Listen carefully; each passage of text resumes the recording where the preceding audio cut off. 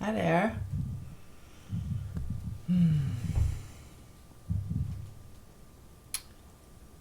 I want to talk about today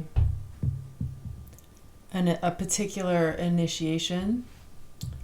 And the reason that I want to share about it is because I'm coming to the point after having really focused within this initiation within myself for the past 3 years of sharing, bringing other people into that space, um, and walking with them within it, allowing their unique unfoldment within the initiation to happen.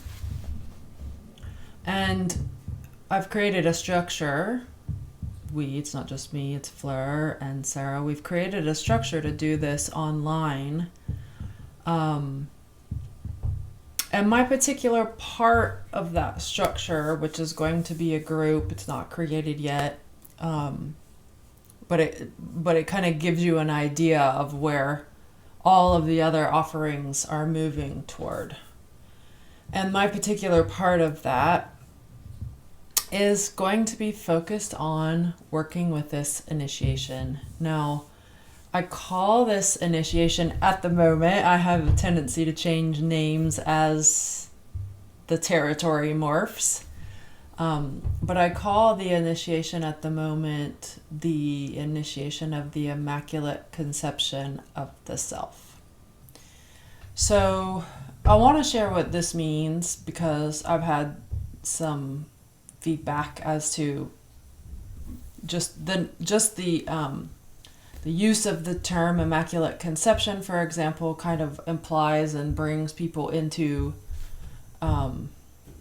other traditions like the Magdalene tradition or something like that. And it's not at all what my intention is with that name, and hence why the name could change. But the initiation stays the same. And I want to take the opportunity to just share some of the foundational things that led up to that initiation. Now, for those of you who don't yet know my work, the very basic starting point is learning to have an experience of three particular things in relationship to your body. One is all of the sensory information. So your thoughts, your physical sensations. We spend a lot of time really grounding into the somatic experience and the body because in our culture, in the West at least, we haven't had that as a foundation growing up, and it hasn't been instilled within us. So a lot of us are kind of in the upper centers, the head and probably the heart if you've done some inner work at least. But we haven't really brought in the physicality and the nature of the body, which is the gateway to the unconscious mind, right? So the bringing in the physical sensations and really grounding and listening to the physical sensations does that. But we also include emotion and thought, energy, movement, all of the subtleties. And as you bring focus with acceptance and allowance to those elements, the perception clarifies and gets keener and keener and keener as to your capacity to experience your inner environment and also your outer environment as a result. So that's one element, is all the sensory information. The next element is what is completely silent or still. And once you've put your awareness on what's active and moving, what's silent and still becomes available if you're not used to working with that, in contrast, because it's the contrast. It's kind of like the basic fundamental contrast of existence, right? What isn't happening and what is happening. So the exploration with what is silent and still is as deep and rich and nuanced as that of the sensory experience. You know, the essential question is, what is the nature of the sensory experience? What is the nature of the non-sensory experience? Or what isn't happening? And there's a lot of just those two inquiries, you know, bring up everything, really. You could boil it down to that. Like, that could be everything. And I did boil it down to that for a long time. And that's why I teach the way that I do now. The third element, once you get efficient and comfortable with the first two, arises naturally with the question, what is it that's keeping these two things apart? The sensory and the non-sensory. The sadness and the silence, for example, because you're going to get technical at every moment, like the thought and the silence, the pain in my body and the void or the nothingness, you know, whatever your current word or experience is of this unmanifest, non-sensory.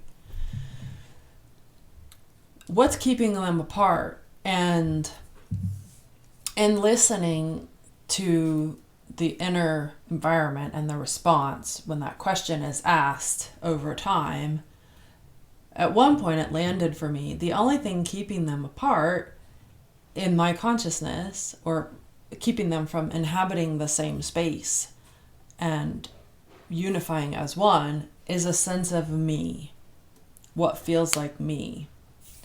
Now, that third element is also one that calls for deep investigation, and the qualities of what is me changes over time. At first, in my experience, it was very tangible, like I'm a mother, I'm a woman, I'm. And then as I included that element into the acceptance and then continually let it be something new, the qualities of what arises when that question is asked, what's keeping them apart, or what I could call me, get subtler and subtler and subtler and subtler. Until it's actually ridiculous. So it's kind of funny to call something me that's just like, or, you know, that's the inner experience that could come up. Or a whisper of consciousness is there when you're asking the question. It doesn't really feel like a tangible me. It's simply something that arises when the question is there. So this is the basic thing. So when you come and you start to walk with us and learn the way, let's say that's the first level of material that you will be introduced to and then encouraged to explore the experience through those elements and watch. You know, it's a direct experience practice, this. So any talk that I give, whether it's this one or any other talk, is actually meant to subsidize that whatever arises and whatever appears for you within that practice. The primary material that is guiding you along your own spiritual evolution is what arises within you in that practice. That's really important, because when I talk about this initiation, for example, although I have noticed there are stages and particular things that want visiting, it's not an instructional how-to. It's not going to be, okay, now do this practice and breathe like this. And it's always, okay, here's the territory, come back to the basics. Come back to the basic thing that you started with.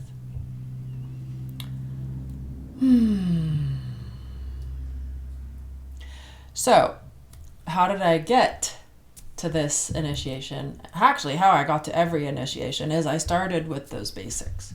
I actually started way before the basics, and it was very complicated, you know, all kinds of various healing techniques, theories that I was working within as far as how to heal or Yeah, and they were very useful. But what I noticed about them was that I could get lost within the paradigm and lose the true nature that was wanting to actually guide me from within that paradigm. And the offering, starting at the basics now, is meant to allow the true nature of what you are to come up and lead you through your own evolution. So it took me a while to kind of simplify it to that point. Now, once you learn the basic 3 elements, when you're first starting to learn them, we are we take the time and the thoroughness to investigate each one, to invite you to notice the separations there. So go into an acceptance and allowance from the point of view of each one. But after you do that, the result in whatever time is appropriate for you, the result, you start to move into just a fluidity of being, like a fluidity of a healing state. When you close your eyes, there's no need anymore to specify the 3 elements exactly in the way that you did before, because it's all happening dynamically internally at once. You can notice all 3 elements at once, and simply the resting into the acceptance of however they are currently constellated within your inner experience allows them to proceed and progress through their constellation into unification, because that is the natural law that your consciousness is moving toward, without manipulation. So when all the manipulation is removed, your consciousness naturally begins to want to move into unification. So anything that is blocking that, or I shouldn't say blocking, because that kind of sounds like blocked is bad and you want to get rid of that. What I should say is any material that wants to be heard and felt and visited and reclaimed along that path of unification will arise so that you can visit it. And then once it is reclaimed, there is a gain of beingness, right? So there's a gain of power because it's the power of your own true nature. Power is embedded within your own true nature. I need a drink. Starting to get dehydrated.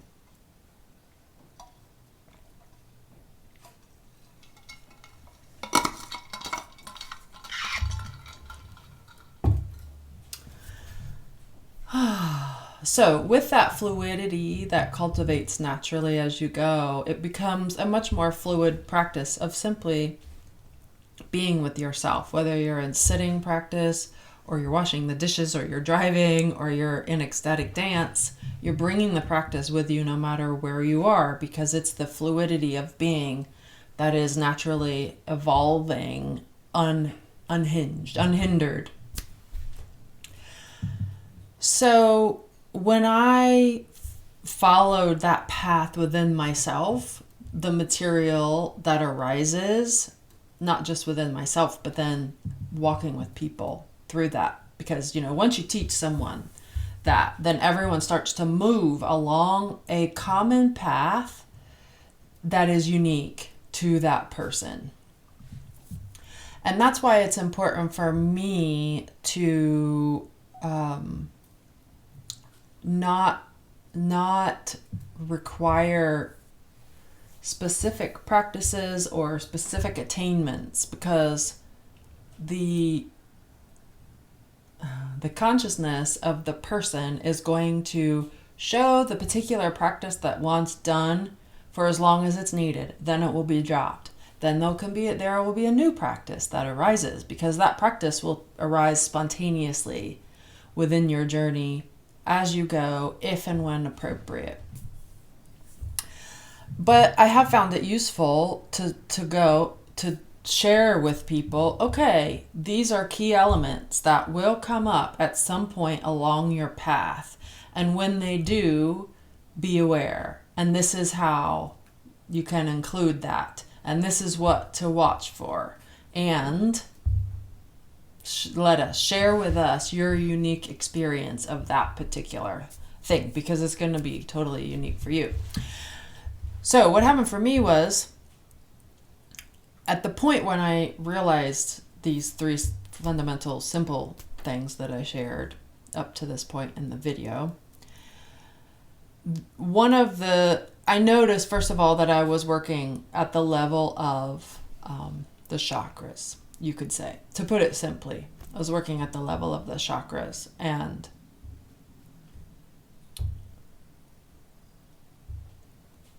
not entirely, but mostly. That was kind of like my main focused area. And when as you're working with identity, what's happening is, the more that identity is released and transformed through contact with the unmanifest or the silence, the movement of identity is going to move you deeper into yourself. And then as that identity is uncovered, offered up in layers and pieces, it's going to move you deeper into yourself. And where the identity is sitting is where you are identifying in your own consciousness. So if you're identifying in the emotional layer, for example, your sense of self and your experience is going to be planted there, and the other aspects of you are going to be partially or wholly missing. Because there's a sense of me sitting here going, this is me, the rest of it is not me. So you're leaving out parts of yourself when you do that. And that's normal. Like, that's part of the spiritual path. That's part of what arises through the practice.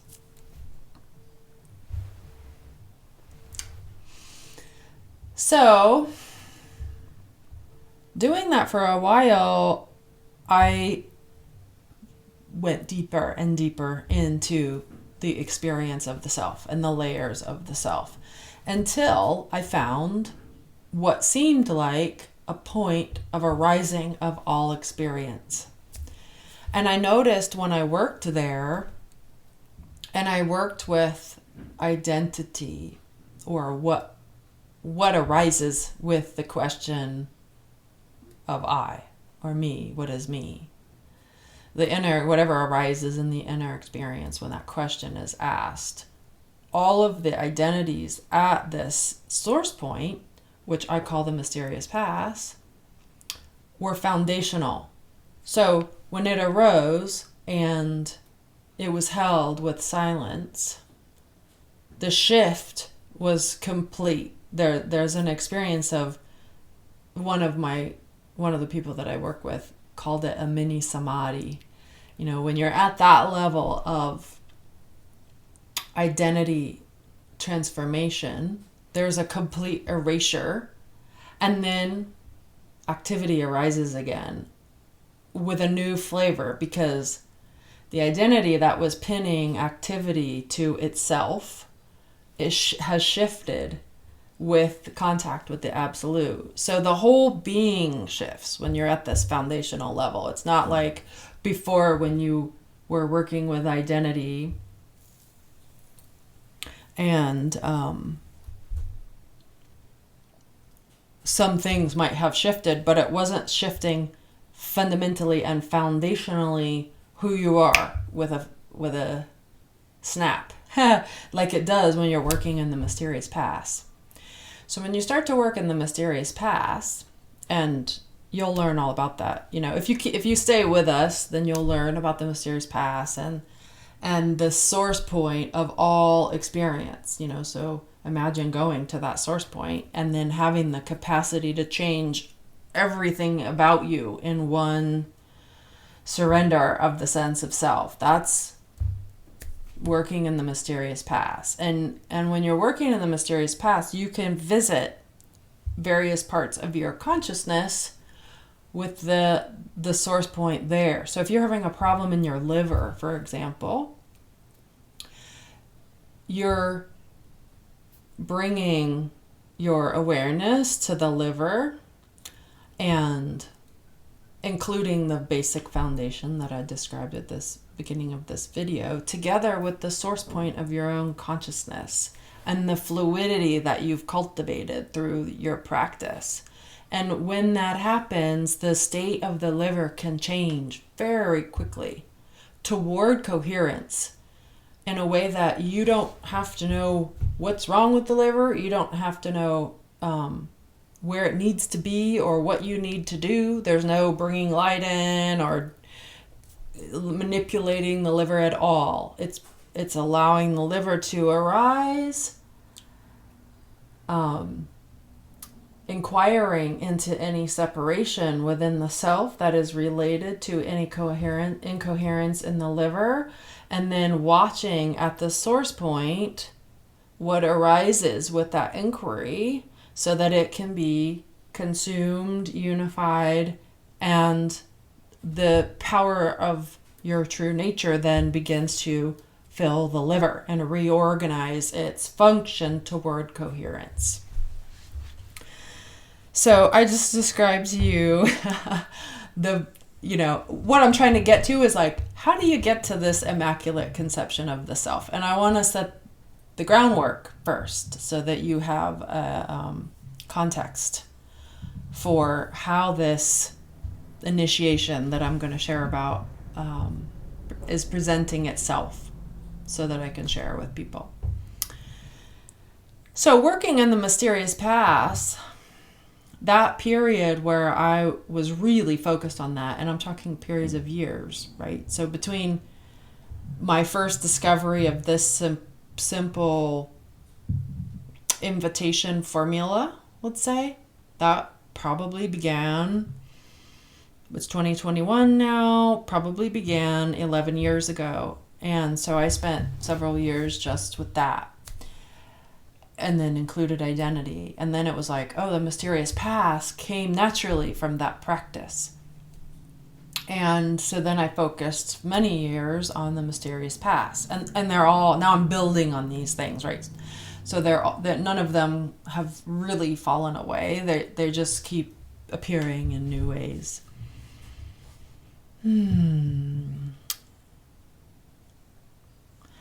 As I was working with the mysterious past, I went from primarily working with material at the level of the chakras to primarily landing in the level of the dantians, which precede the chakras.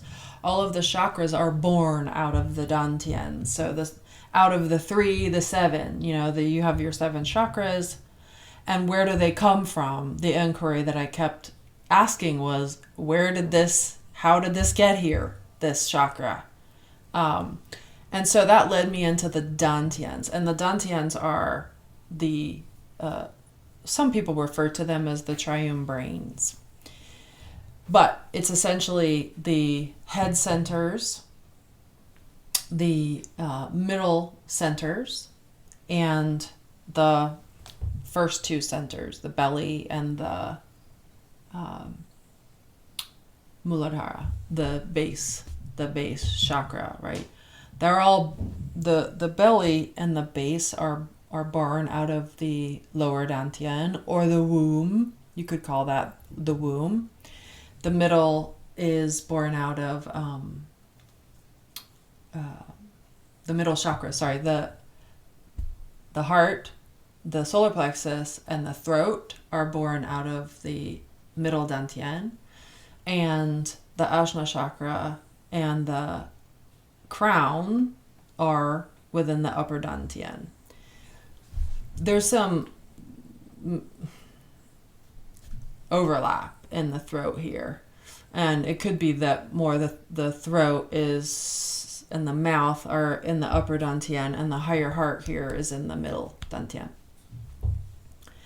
So anyway, with the mysterious past, with the birth of the mysterious past and the consciousness or the awareness of it, there's this exploration of the dantians, right?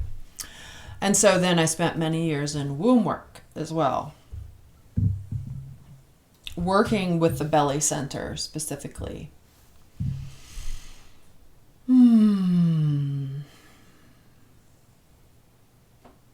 The womb work is important for more than just the lower dantian, and I will probably make that connection later as I'm talking about the next territory, which is the spine.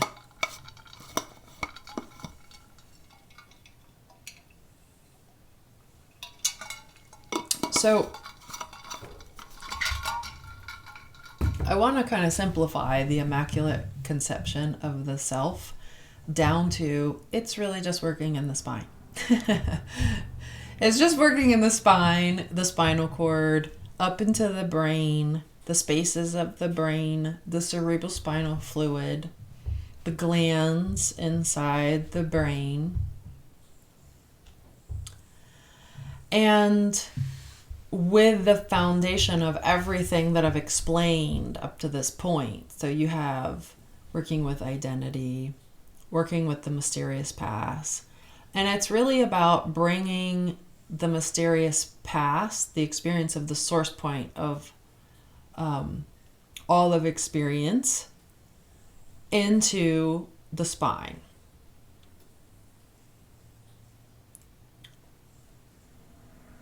That is the beginning of what I'm calling the initiation of the Immaculate Conception of the self. And there are several phases to it. The great thing for me is that all I need to do is go there with you, be in the territory with you, help you open up the territory. You're bringing with you the tools that I've shared leading up to this, and that's all you need when you're sitting in that territory is those tools. And then the phases of the initiation will appear for you in your appropriate timing. You know, I've been in this for 3 years, probably, more or less. And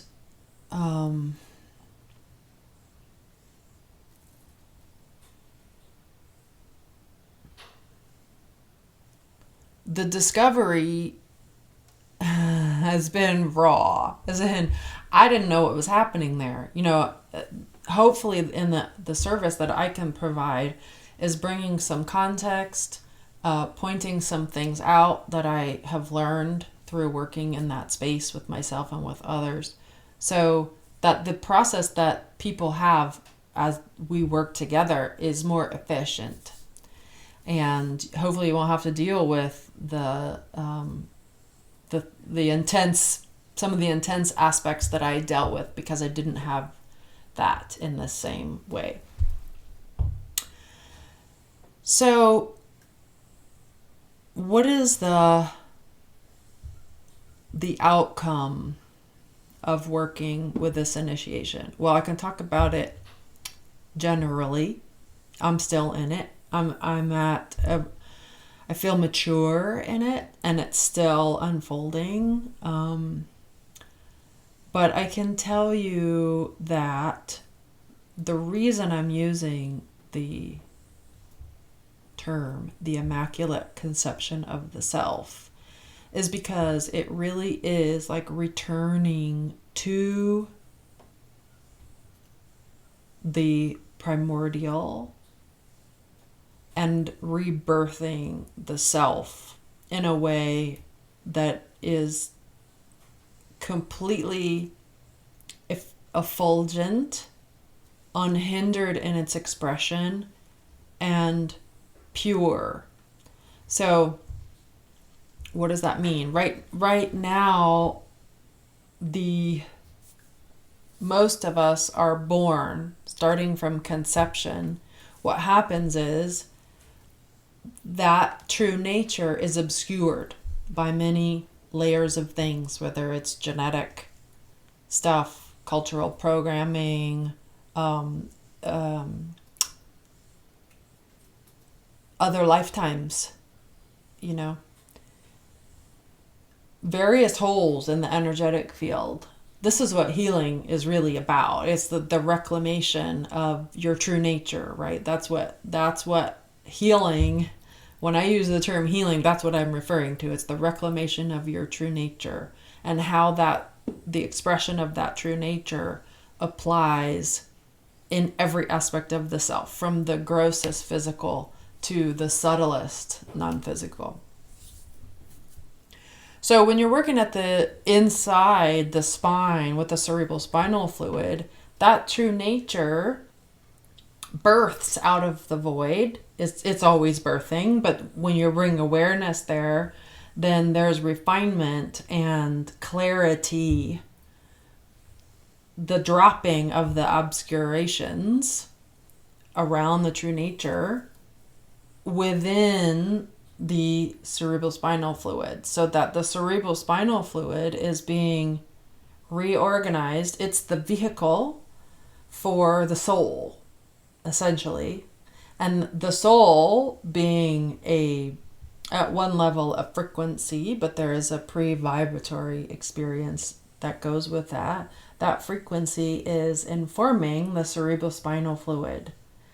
So as in this process of the Immaculate Conception of the Self, what we're continually doing is reclaiming the level of true nature that informs the cerebrospinal fluid.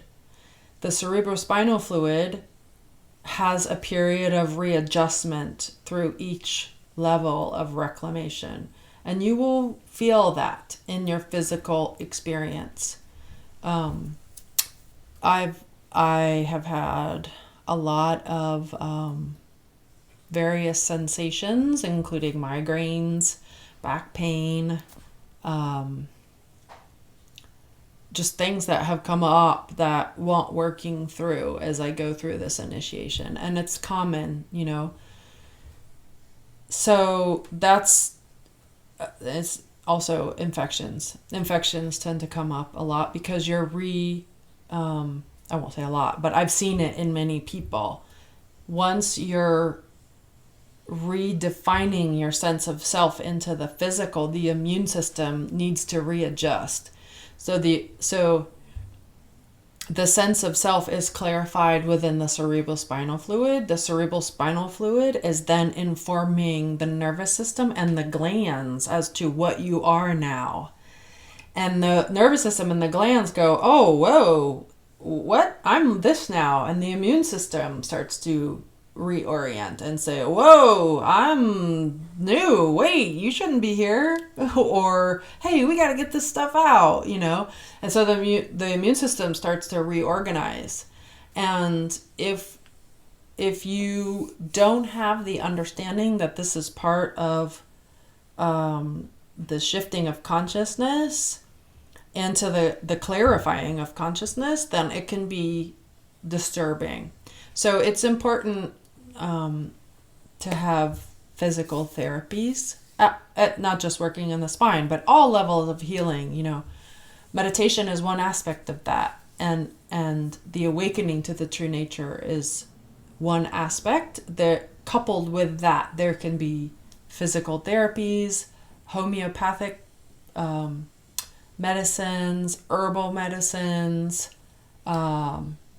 natural, any kind of natural therapy that feels like it matches you. And the reason it needs to be natural, for the most part, I'll say this, like in general, the whole point of a natural therapy is that it's aiding the process, so that it's honoring what's happening as important and a key part of the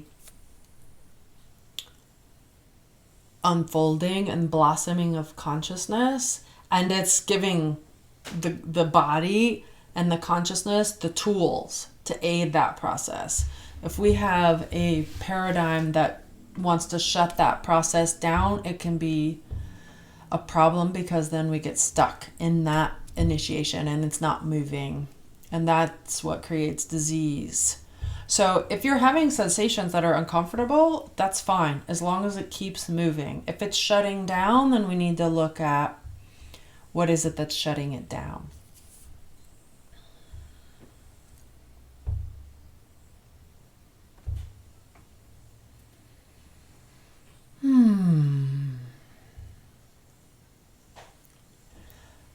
So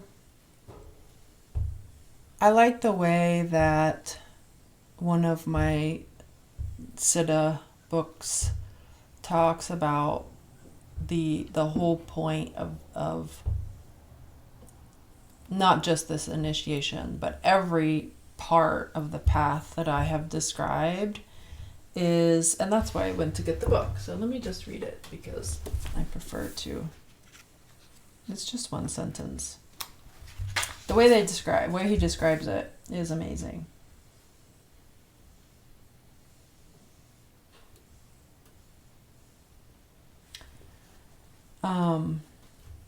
The conversion of one's personality to one's individuality.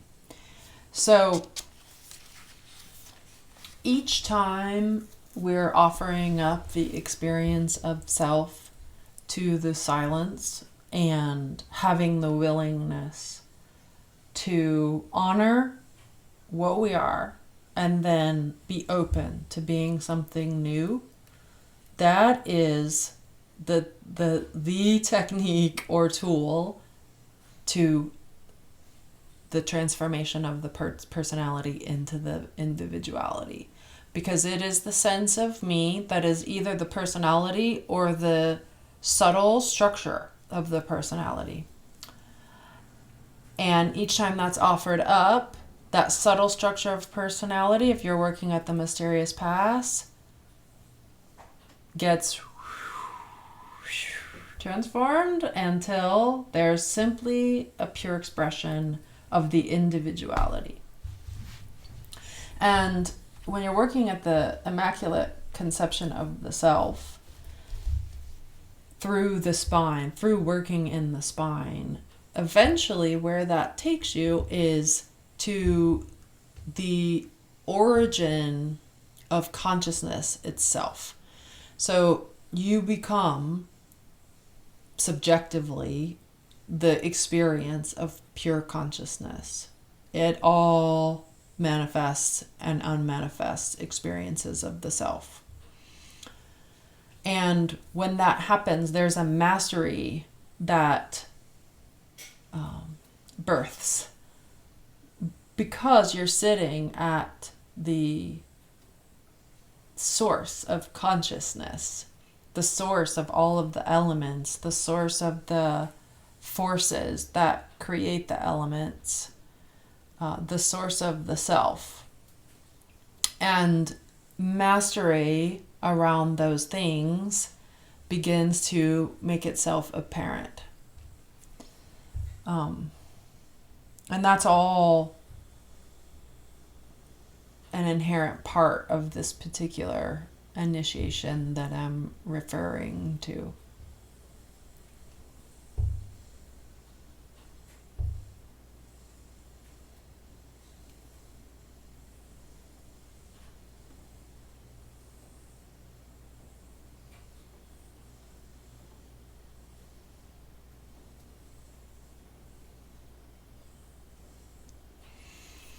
I'm just listening to see if there's anything else I want to say.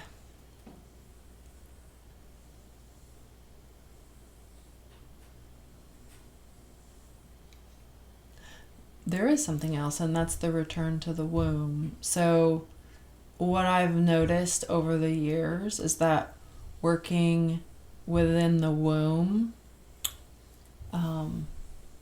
if you think of this Immaculate conception, it's really a rebirthing of what you are into what you have been. And it's helpful to visit the womb space, both the time that you spent in the womb developing from conception to cord cutting, and your own womb within your belly, or the cosmic womb that appears within the spine. So it's really the cosmic womb that you're going back to when you visit the source of consciousness, and then you rebirth as pure consciousness. So going back into conception, working in the womb at various phases of conception, birth, working at birth, and the first breath, for example. All of these are important to visit, and if you visit them, I'm actually right now looking at new ways to include this particular aspect into what I share, because it's kind of been secondary to what I've shared in the past, and now I want to move it into something primary, because my background and my training is prenatal trauma, working with prenatal trauma. So it's important to work at it at every phase, to go back into the womb at every phase, whether you're just starting with the basics, or you've already gone into identity work and you're working on the mysterious past, or you've gone into the spine. That territory is relevant at each level. So I will be revisiting that territory just to see like what the best way to offer it is in this, the visitation of this initiation. Just some practical things about the structure. So we have our Mighty Networks group called Primordial Home. And right now that group is really open to the general public. Even if you don't want to learn about what I'm sharing, it's fine that you are there, or just reading posts or listening to meditations that are offered.